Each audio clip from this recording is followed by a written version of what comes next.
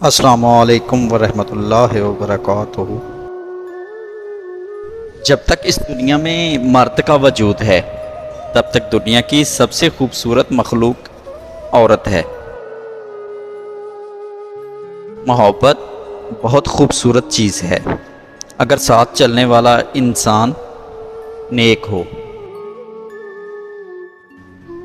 عورت کی محبت کا مزہ صرف وہ مرد ہی لے سکتا ہے جس مرد کو عورت خود چاہتی ہو، اور یہی حقیقت ہے۔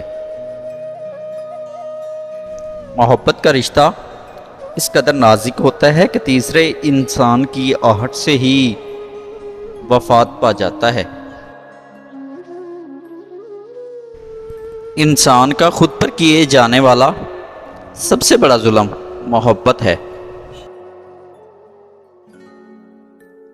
جس معاشرے میں عقل اور شعور گھنگرو باندھ لیں تو وہاں نفس بھی ناچتا ہے، ایمان بھی ناچتا ہے، اور انسانیت بھی ناچتی ہے۔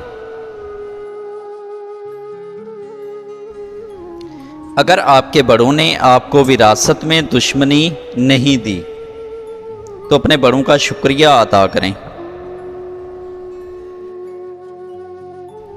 عورت کا بھروسہ جیت کر اس کا دل توڑنے والا انسان انتہائی بے غیرت انسان ہے۔ زندگی میں ایک انسان ڈھونڈیں جس سے بات کرتے ہوئے آپ کو الفاظ کا چناؤ نہ کرنا پڑے۔ حقیقتیں صرف رب کی ذات جانتی ہے، ہم انسان کچھ بھی نہیں جان سکتے۔ یہ ممکن ہی نہیں کہ جو دوسروں کے ساتھ کریں وہ ہمارے ساتھ نہ ہو۔ عورت کے ہزار روپ ہوتے ہیں مگر پیار ہمیشہ سچے دل سے کرتی ہے۔ جن سے سچی محبت ہو اور وہ میسر نہ ہو تو ایسے لگتا ہے جیسے ہماری باقی قسمت میں انتظار لکھ دیا گیا ہے۔